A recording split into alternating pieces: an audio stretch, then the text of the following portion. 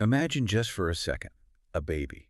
Not a newborn sleeping safely in a crib, Hmm. but a baby still in the dark, silent world of the womb. Right. They haven't seen a single ray of sunlight. They haven't taken their first breath of air. No external input at all. Exactly. Now, I want to ask you directly. Have you ever wondered if that baby floating in that dark space is actually listening to you? It is the ultimate locked room mystery, honestly, because for centuries, the medical community just assumed that environment was a complete void. Like a sensory deprivation chamber. Yeah, a biological deprivation chamber where the outside world just couldn't penetrate. We pictured it as this completely isolated bubble. Okay, well, let's unpack this. Yeah. Because today our deep dive is taking a massive, fascinating journey to figure out if that assumption was dead wrong. And it is a huge journey. It really is. We are bridging thousands of years of human history to explore whether prenatal learning, this wild idea that a baby can actually absorb complex information before they're even born, is just an ancient myth or a proven scientific reality. Right. And we aren't just talking about the modern trend of, strapping some headphones to a baby bump to play Mozart. No. We're looking at sources that connect a legendary ancient epic text to modern EEG scans, hormonal biology, and, well, the fundamental ways our brains physically develop in the dark. So to get to the bottom of this, we have to start with the ancient text that sparked this entire debate. We are going back to the Mahabharata. The great Indian epic. Yes, written thousands of years ago. It is a phenomenal starting point because it doesn't just suggest babies can hear some muffled noises. It makes a highly specific, staggering claim about cognitive processing and memory retention in the womb. It really does. So here's the story of Abhimanyu. His mother Subhadra is heavily pregnant with him, Right. and his father is the legendary warrior Arjuna. One day Arjuna is sitting with Subhadra explaining this incredibly complex military strategy called the Chakravyuha. And for context, the Chakravyuha isn't just a, basic battlefield flanking maneuver. It's described as a nearly impenetrable 7-tiered defensive formation. Picture a massive shifting labyrinth made of heavily armed soldiers. Breaking into it requires memorizing a highly specific sequence of moves. It's almost like a lethal game of chess. A literal death trap. So Arjuna is detailing the strategy step by step, how to break through the first tier, the second, all the way into the heavily guarded 7th tier. And the ancient text says that the unborn child Abhimanyu is listening from inside the womb. Which is wild. It is wild. He's actively recording this intricate military strategy in his developing brain, learning exactly how to fight his way into the center of the formation. But then comes the twist in the narrative, and it's just a profound tragedy. Yeah. Just as Arjuna starts explaining the most crucial part of the strategy, the exit strategy, how to actually fight your way back out of the labyrinth once you've breached the center of Subhadra, the pregnant mother falls asleep from sheer exhaustion. The lesson is immediately cut off. Right, because the mother falls asleep. The baby never hears the exit strategy. Fast forward 16 years, Abhimanyu is a teenager, the youngest warrior fighting in the great Kurukshetra war. And against all odds, he finds himself facing this exact formation on the battlefield. Yes.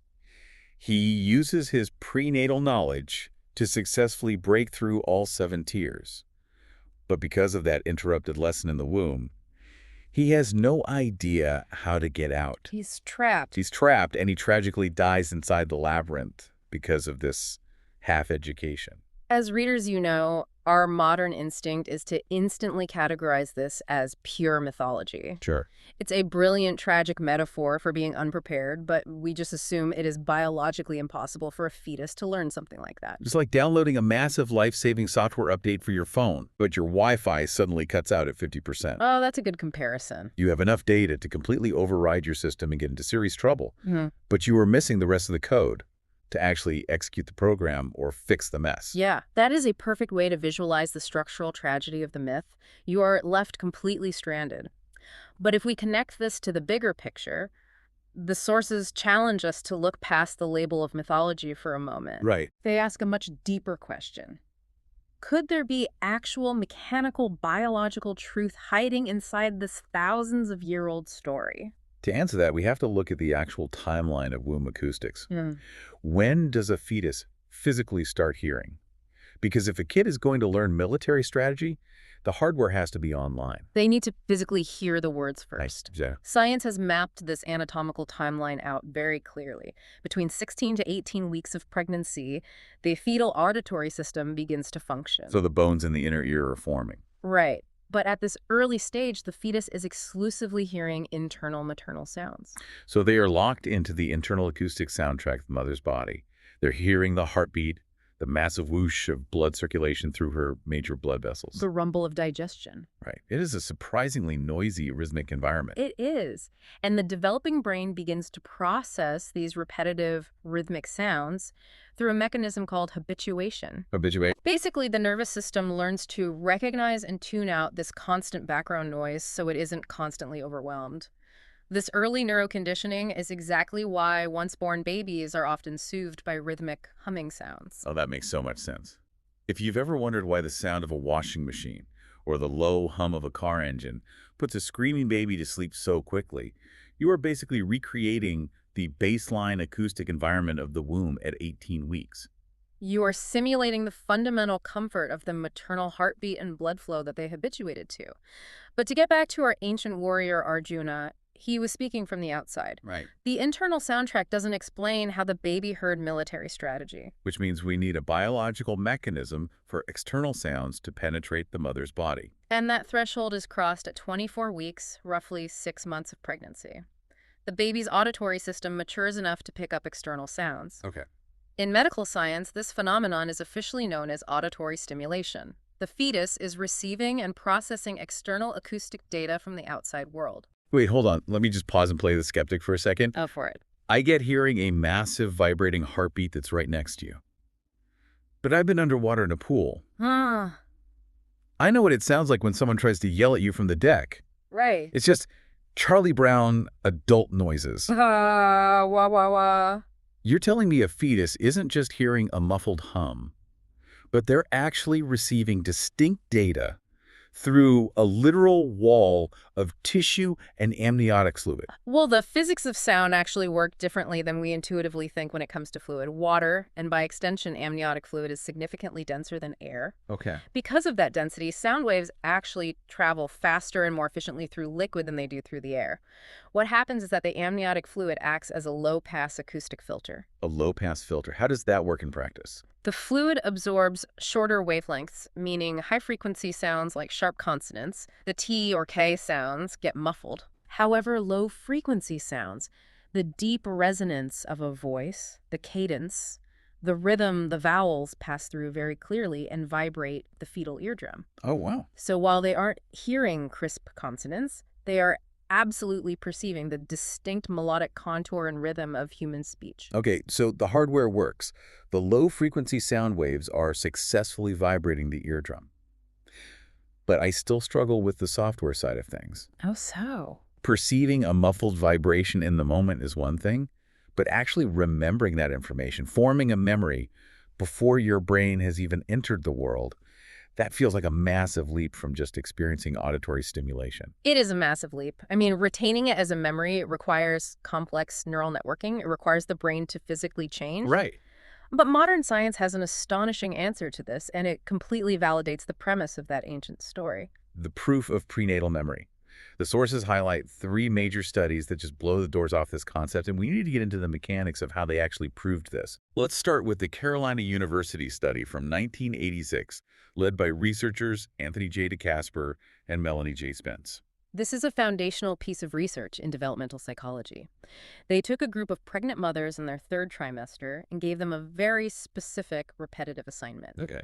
They asked these mothers to read Dr. Seuss's The Cat in the Hat aloud twice a day, every single day, for the last 6 weeks of their pregnancy. So they're intentionally bathing the fetus in this very specific, bouncy, rhythmic pattern of speech, like the sun did not shine, it was too wet to play, over and over establishing a cadence. Exactly. They were testing neuroplasticity, the brain's ability to form and reorganize synaptic connections in response to learning or experience. Because during the 3rd trimester, synaptogenesis is happening at a rapid pace. That's right. The brain is building millions of connections. Yes, perfectly said. So after the babies were born, the researchers needed a way to test if those specific neural connections remembered that specific story. And obviously, you can't just ask a newborn to recite Dr. Seuss. So how do you measure a newborn's memory?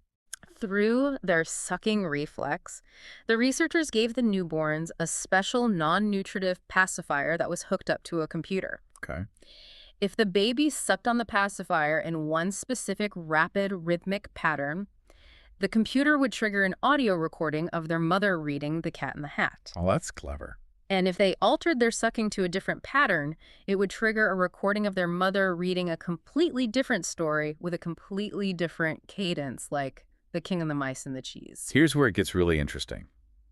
The babies actively altered their sucking patterns to trigger the recording of The Cat in the Hat. Yes. They physically worked the pacifier to hear the familiar story. They recognized the unique cadence of Dr. Seuss over the other story. This proved that the memory of those specific phonetic patterns was already recorded in their subconscious mind. Wow. They preferred the story they heard in the womb because the neural pathways to process that specific rhythm had already been physically constructed before they were born. That is wild. They basically built an acoustic comfort zone in the dark. But okay, that was 1986 measuring pacifier sucking behaviors. Science has evolved immensely since then. Oh, yeah, it has. Which brings us to a point where we don't just have to rely on behavioral cues. We can actually look at the hardware of the brain itself. Right. To do that, we moved to the 2013 Helsinki University study. Here, researchers again focused on the final months of pregnancy and had mothers repeatedly play a very simple, distinct melody, Twinkle, Twinkle, Little Star. A global classic. But this time, after the babies were born, they didn't just measure behavior. They hooked the newborns up to EEG machines to map the electrical activity directly inside their brains. And when they played Twinkle, Twinkle, Little Star for those babies, the EEG scans lit up. Yep. The neurons in their brains reacted extremely rapidly to that familiar tune in a way they did not react to unfamiliar melodies played for a control group. In neurobiology, that rapid electrical firing is known as a neural memory trace. A neural memory trace. It means the brain didn't just passively hear a sound and process it from scratch. It accessed a pre-existing, deeply grooved pathway. Because the structural architecture required to recognize that specific sequence of notes was literally built before birth. Exactly. Let's pause and map this back onto the Mahabharata for a second. The ancient story wasn't saying Abhimanyu was performing some kind of magical feat by learning the military formation. He was exhibiting a highly active neural memory trace. Yes. The text specifically places this event during the later stages of pregnancy when, as science now confirms, the fetal brain is fully active, receiving external data and permanently storing those sound waves as neural pathways. The biological alignment between the myth and the EEG scans is striking. It really is. And the science goes even deeper than simple melodies or rhythmic poems. Right. We have very recent findings published in the journal Current Biology regarding something far more complex, language acquisition. Oh, I love this one. It fundamentally changes how we think about a baby's first cry. It really does.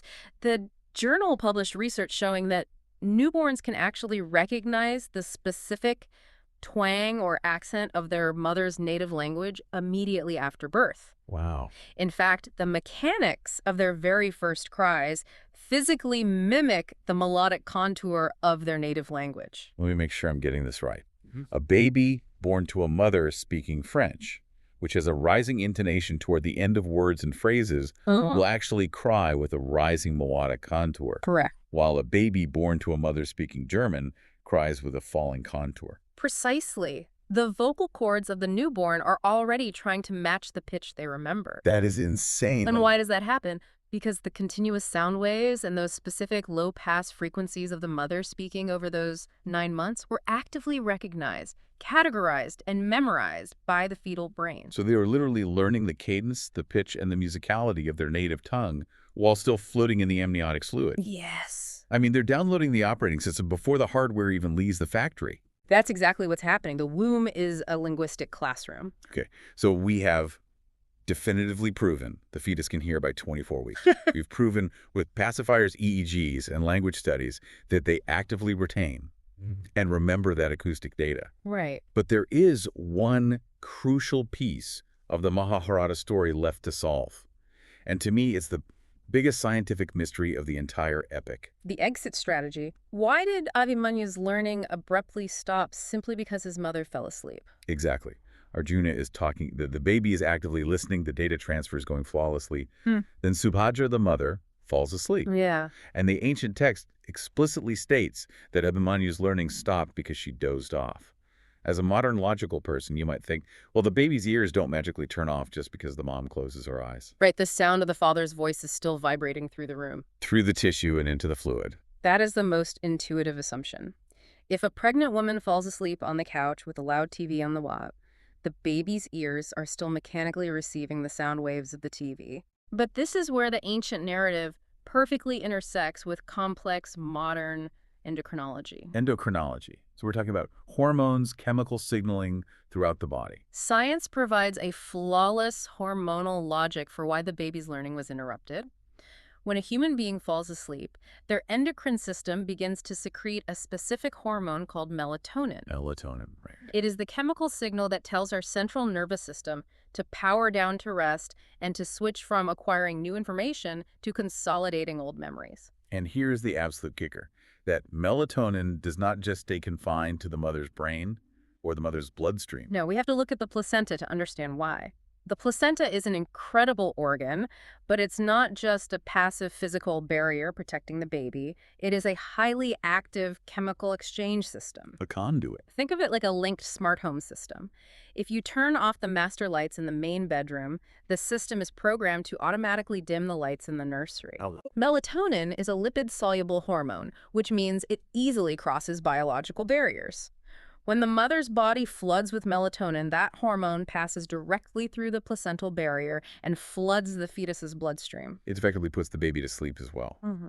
Their central nervous systems power down in tandem. Their sleep cycles become chemically synchronized. Therefore, when Subhadra fell asleep from sheer exhaustion, her melatonin levels spiked, transferred rapidly across the placenta to Abhimanyu, and his cognitive processing capabilities literally went dormant. He physically could not record the subsequent information about the exit strategy. Exactly. The sound waves of Arjuna's voice might have still been hitting his eardrum, vibrating the bones in his inner ear, but the hard drive was turned off. The hard drive was off. His brain was put into sleep mode by his mother's endocrine system. What's fascinating here is the sheer deductive power of the ancient writers. Think about the gravity of this for a moment. Yeah. The ancestors who composed this epic thousands of years ago perfectly understood this complex hormonal connection, this intricate maternal-fetal synchronization. And they did it long before humanity had any concept of endocrine signaling. Yeah. Long before we understood the chemical filtering functions of the placenta. Right. And certainly millennia before we could track a neural memory trace on a computer screen. They lacked the modern vocabulary, but their observation of the biological outcome was flawless.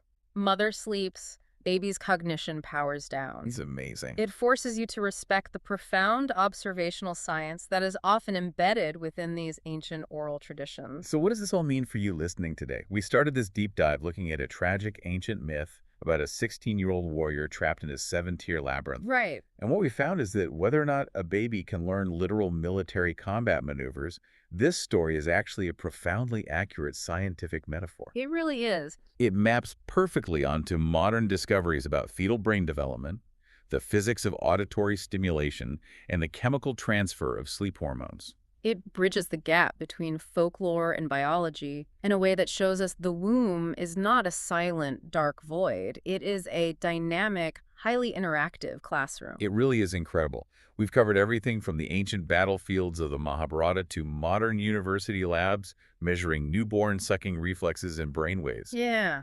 We've seen how sound penetrates fluid, how the brain physically builds memory structures before birth, and how a mother and child share the very chemicals of sleep like a synchronized smart home. This raises an important question to leave you with, something that builds on everything we've uncovered today. Let's hear it. We now know as undeniable scientific fact that a fetus is subconsciously absorbing the distinct frequencies of our voices. They are learning the rhythms of our language. They're experiencing the hormonal shifts of our stress, our joy, and our calm. They are actively downloading the data of the outside world before they ever see it. So you have to wonder, how much of our own core personality, our deepest intuitive comforts, or even our most irrational, unexplained fears are actually just echoes? Yeah. How many of our fundamental human traits are simply things we learned while sitting in the dark long before we ever saw the light of day? That is a thought that will stick with you the next time you look at a baby. Thank you so much for joining us on this deep dive. Keep questioning the stories you hear, keep exploring the science around you, and remember, the world is always more connected than it seems. We will see you next time.